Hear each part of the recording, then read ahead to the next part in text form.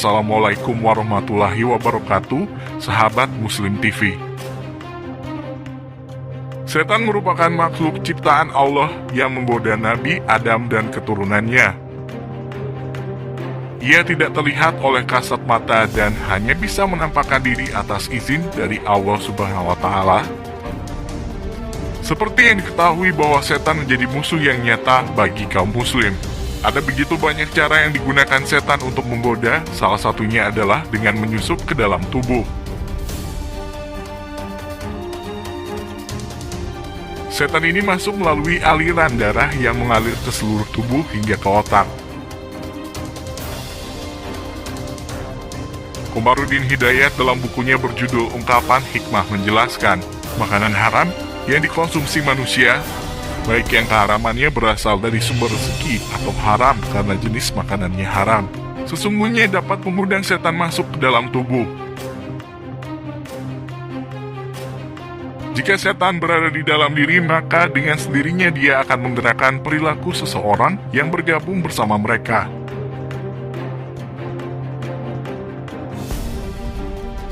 Namun ternyata ada bagian tubuh tertentu yang suka ditinggali oleh setan. Setan dan kawanannya ini gemar tinggal di hidung manusia. Lantas, mengapa lubang hidung menjadi tempat favorit setan untuk bernaung? Berikut informasi selengkapnya.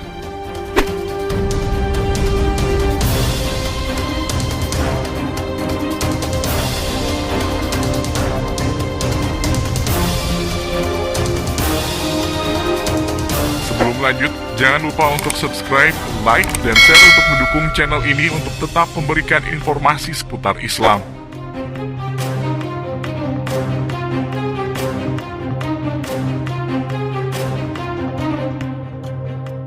Lubang-lubang yang terdapat di tubuh manusia memang menjadi salah satu jalan masuknya setan. Semua lubang hidung menjadi incaran untuk dijadikan tempat tinggal setan. Bermula dari sinilah mereka menyusun muslihat untuk menyesatkan manusia. Lubang hidung menjadi salah satunya bagian tubuh yang berfungsi untuk menjadi organ penciuman. Selain itu, fungsinya juga sangat penting untuk pernapasan, yakni masuk dan keluarnya udara dari ke paru-paru.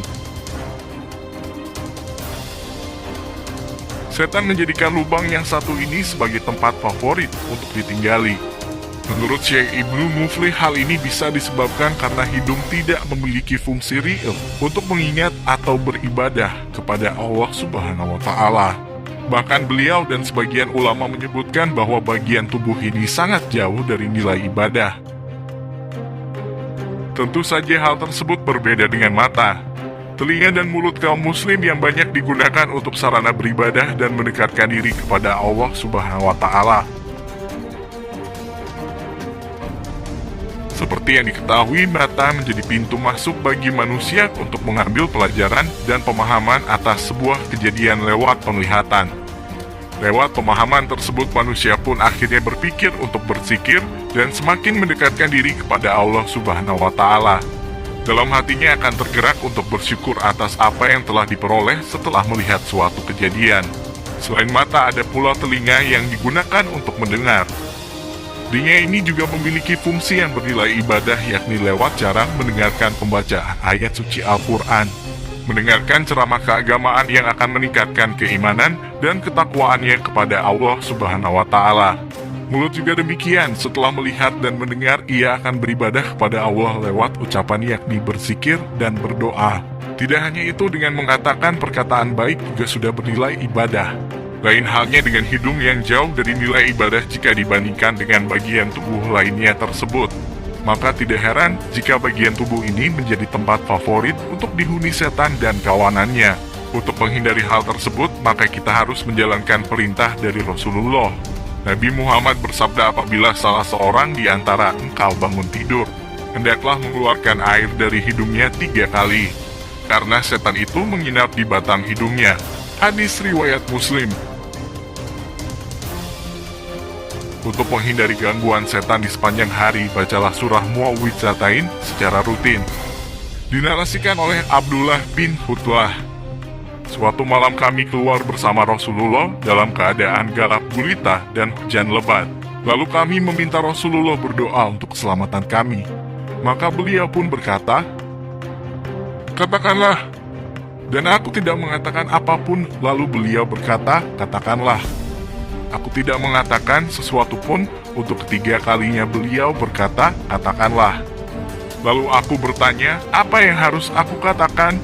Beliau berkata, "Katakanlah Qul Huwallahu Ahad, Al-Ikhlas, dan Al-Mu'awwidzatain atau Al-Falaq dan An-Nas ketika engkau berada di sore dan pagi hari sebanyak 3 kali. Maka itu cukup melindungimu dari segala hal." Hadits riwayat Imam At-Tirmidzi, Abu Dawud, An-Nasai, dan Ahmad. Selain 2 ayat tersebut, membaca surat Al-Baqarah juga akan membuat setan ngacir dari rumah. Abu Hurairah menarasikan hadits, "Jangan jadikan rumah-rumah kalian sebagai kuburan. Sesungguhnya setan itu akan lari dari rumah yang dibacakan surah Al-Baqarah di dalamnya." Hadis riwayat Imam Muslim. Begitulah cara mudah untuk menghindari gangguan setan.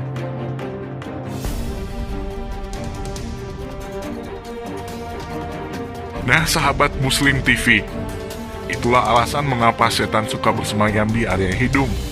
Semoga semakin mendekatkan diri kita kepada Allah Subhanahu wa Ta'ala dan senantiasa dalam ketaatan kepadanya. Dan semoga kita dijauhkan dari godaan setan yang terkutuk. Sekian, terima kasih, dan saya pamit undur diri. Semua kebenaran datangnya dari Allah Subhanahu wa Ta'ala. Jika ada kesalahan diri, saya pribadi mohon untuk dimaafkan.